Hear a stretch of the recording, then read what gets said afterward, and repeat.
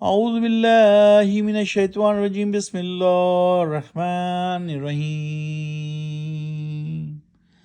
قالوا یا شعیب صلواتک تأمرک ان نترک ما یعبد آباؤنا ولن نفعل فی اموالنا ما نشاء انک لانت الحلیم الرشید۔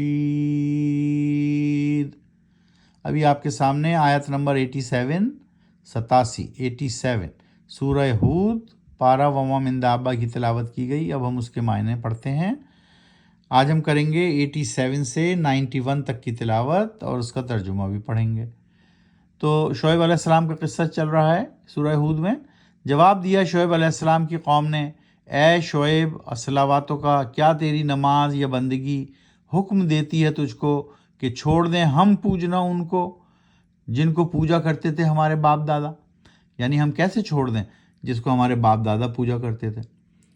ہم اپنے مالوں میں وہ تصرف خرچ کرتے ہیں جو ہم چاہتے ہیں، بلا شبہ تم ہی تو رہ گئے ہو الحلیم الرشید، یعنی بردبار اور رہنمائی کرنے والے۔ یعنی انہوں نے نگیٹ کر دیا، منع کر دیا شعیب علیہ السلام کو کہ تم یہ چاہتے ہو کہ ہم اپنے باپ دادا کی جن کی پوجا یا پرستش کرتے تھے ہم ان کو چھوڑ دیں؟ ہم ان کو نہیں چھوڑ سکتے۔ 88 قال یا قوم ارائیتم ان کنت علی بینۃ من ربی ورزقنی منہ رزقا حسنا وما ارید ان اخالفکم الی ما انہاکم عنہ ان ارید الا الاصلاح ما استطعت وما توفیقی الا باللہ علیہ توکلت وعلیہ منیب۔ کہا شعیب علیہ السلام نے، اے میری قوم، دیکھو بتلاؤ تو، اگر میں قائم ہوں ایک کھلی شہادت پر رب کی طرف سے اور رزق عطا کی ہو مجھ کو جو بہترین رزق ہے، اور نہیں ارادہ میرا کہ چاہوں میں تمہارے خلاف کروں اس بات کے کہ منع کر رہا ہوں میں جس سے تم کو نہیں میں چاہتا مگر اصلاح کرنا تمہاری، یعنی میں صرف تمہاری اصلاح کرنا چاہتا ہوں، میں تمہیں منع نہیں کر رہا، جو تمہیں پرستش کرنی ہے کرو باپ دادا کی پرستش، لیکن میں تمہاری اصلاح چاہتا ہوں۔ کیوں اصلاح چاہتا ہوں؟ اپنی استطاعت کے مطابق، اور نہیں ہے مجھ کو توفیق مگر اللہ کی طرف سے۔ تو اللہ تعالیٰ نے یہ حکم دیا ہے، میں اللہ تعالیٰ کا پیغمبر ہوں، پیغام رساں ہوں، رسول ہوں، تو میں اس لیے تم تک یہ پیغام پہنچا رہا ہوں کہ تم اللہ کی عبادت کرو۔ اسی اللہ پر توکل اور بھروسہ ہے میرا، اور ہر معاملہ میں اسی اللہ سے رجوع کرتا ہوں۔ آیت نمبر 89 وَيَا قَوْمِ لَا يَجْرِمَنَّكُمْ شِقَاقِي أَن يُصِيبَكُم مِّثْلُ مَا أَصَابَ قَوْمَ نُوحٍ وَقَوْمَ هُودٍ وَقَوْمَ صَالِحٍ وَمَا قَوْمُ لُوطٍ مِّنكُمْ بِبَعِيدٍ۔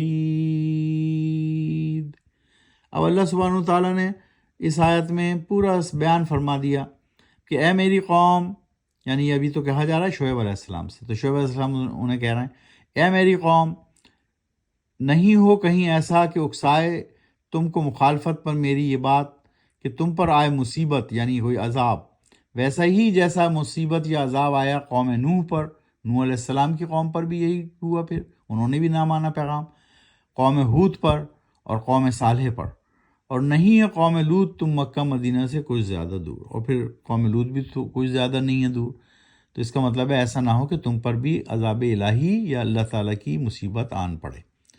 آیت نمبر 90 وَاسْتَغْفِرُوا رَبَّكُمْ ثُمَّ تُوبُوا إِلَيْهِ إِنَّ رَبِّي رَحِيمٌ وَدُودٌ۔ اور استغفار کرو، معافی مانگو تم اپنے رب سے، پھر توبہ کرو اللہ سے، یقیناً میرا رب بڑا رحیم ودود ہے، نہایت مہربان اور نہایت محبت کرنے والا ہے۔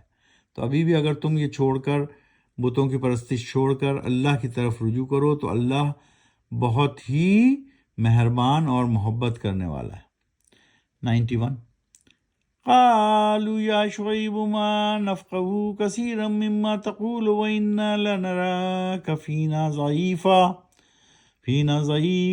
ولولا رہتک لرجمناک وما انت علینا بعزیز ولولا رحتک لرجمناک وما انت علینا بعزیز، یعنی کہا قوم نے اے شعیب نہیں سمجھتے تم بہت سی باتیں جو کہیں تم نے، اور یقیناً ہم تو دیکھتے ہیں کہ تم ہو جاؤ تم ہمارے درمیان کمزور، اور نہیں ہوتی برادری تمہاری تو کر دیتے ہم تم کو ضرور سنسار، یعنی انہوں نے یہاں تک کر دیا کہ یہ تو تمہاری برادری کی وجہ سے ہم تمہیں چھوڑ رہے ہیں، ورنہ ہم تمہیں سنسار کر دیتے۔ سنسار کہتے ہیں، سنگ کہتے ہیں پتھر کو، یعنی پتھروں سے مار مار کر ہلاک کر دیتے، رائٹ، سنسار کر دیتے، اور نہیں ہو تم ہم پر حکمران، اور ہم تم کو اپنے اوپر غالب نہیں آنے دیں گے۔ تو اس طرح قوم لوط نے بھی منع کر دیا کہ ہم تمہارے رب کی پرستش یا اللہ کی پرستش نہیں کریں گے، ہم اسی کی پرستش اور پوجا کرتے رہیں گے جن کی ہمارے باپ دادا پوجا کرتے آئے ہیں، یعنی بتوں کی پرستش۔ تو اس طرح آج ہم نے 87 سے 91 تک کی تلاوت کی۔ سورت ہے سورہ ہود، 11ویں سورت، اور پارہ ہے 12واں، وما من دابہ۔ قرآن شریف کو آہستہ آہستہ پڑھیے۔ قرآن و سنت ہی اصل زندگی ہے، اسی کے مطابق زندگی گزارنی ہے۔ اپنے اور اپنے اہل خانہ کو تلقین کیجیے، قرآن و سنت کی روشنی میں اپنی زندگی کو ڈھالیں، قرآن شریف کو پڑھیں، اس کو معنوں سے پڑھیں، سمجھ کر پڑھیں، اور اس کو ریکارڈ کرنے کا مقصد بھی یہ ہے کہ 4-5 آیتیں تھوڑی سی دیر میں آپ پڑھ کر سمجھ کر اس کا ترجمہ سمجھ کر ان کو یاد بھی کر سکتے ہیں۔ صدق اللہ العظیم۔